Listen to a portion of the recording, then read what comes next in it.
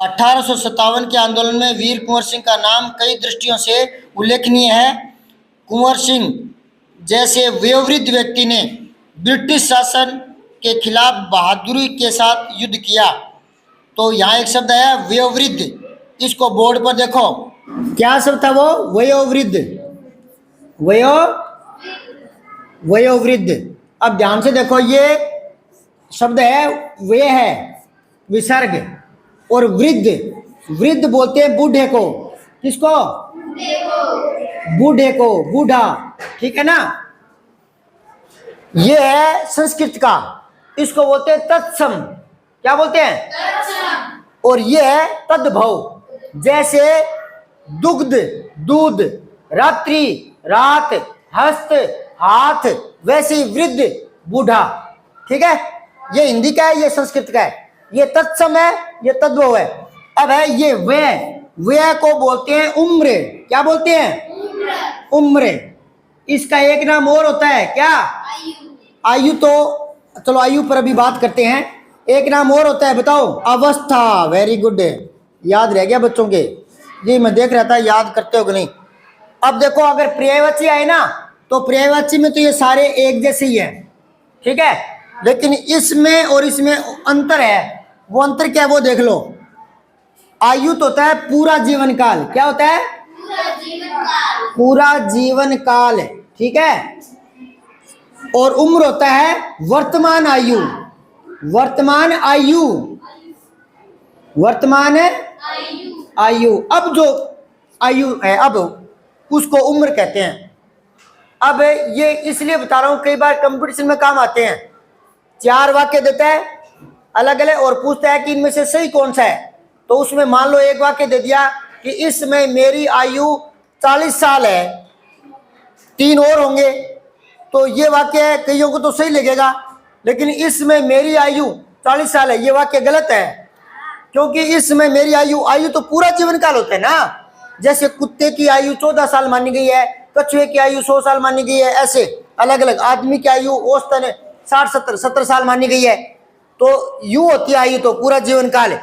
तो वहां क्या लिखना चाहिए था? इसमें मेरी उम्र 40 साल है, आयु नहीं। आयु तो पूरा जीवन काल होता है। दोबारा बताओ, आयु क्या है? और उम्र क्या है? वर्तमान आयु, ठीक है। ये मध्यावधि मूल्यांकन है, पेज नंबर 50 पर देखो। ये 13वां प्रश्न। अपने आप को राजा पार्क जयपुर की विजया समझते हुए अपने बड़े भाई राहुल को पत्र लिखकर बताना है कि आप कक्षा 6 में प्रथम स्थान से उत्तीर्ण हुई हैं, ये बताना है। तो पत्र लिखना है। वैसे तो क्या है कि ये जो अर्जी होती है ना, प्रार्थना पत्र, वो बाईं तरह से शुरू होता है और पत्र दाईं तरह से। यहाँ एड्रेस आता है, ठीक है ना। तो आप यहाँ पता लिख लो एक बार है। क्या पता लिखोगे जो पेपर में दिया हुआ है? राजा पार्क। क्या लिखोगे? राजा पार्क। ये कहाँ है? जयपुर में।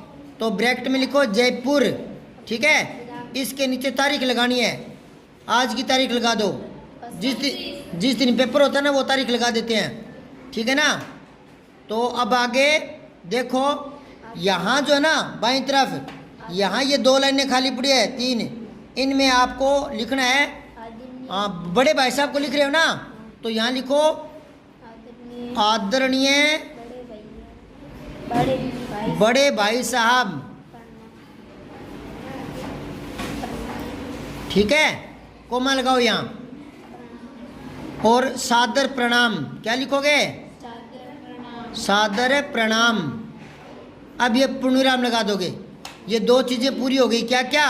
एक तो संबोधन, कि आप किसको संबोधित कर रहे हो, संबोधन है ये, ठीक है ना। और एक है अभिवादन, यानी आप उनको किस तरह से अभिवादन कर रहे हो। अभिवादन अलग अलग होता है। बड़ों के लिए तो आता है जैसे सादर प्रणाम या चरण स्पर्श प्रणाम, बराबर वालों के आता है प्रिय दोस्त, है ना। और छोटों के लिए आता है प्रिय, ठीक है। तो अब यहाँ से आपको पत्र लिखना शुरू करना है। तो पहले आप लिखो कि पिछले सप्ताह है आपका पत्र मिला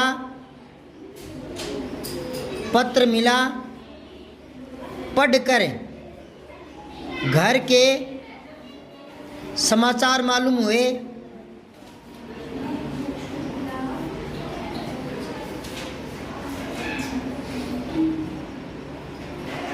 इस पत्र में मैं आपको एक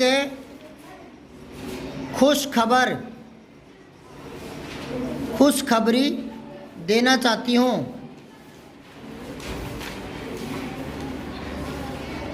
कि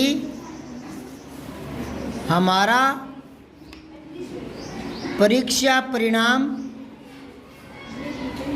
घोषित हो गया है। यह परीक्षा परिणाम सुना दिया गया है। मैं अपनी कक्षा कौन सी 6 में प्रथम स्थान पर रही हूँ। प्रथम स्थान पर रही हूँ। मेरी पढ़ाई ठीक चल रही है।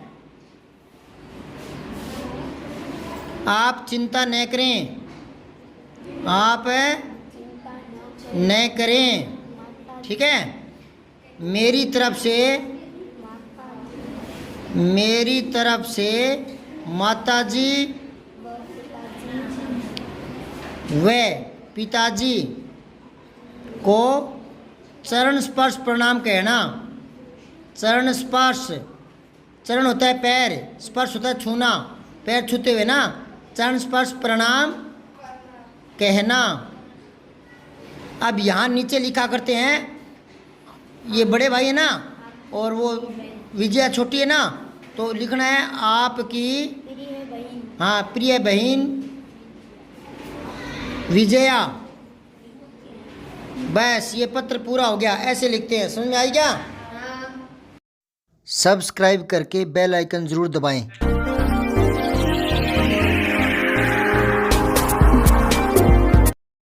जय हिंद, विजय हिंदी।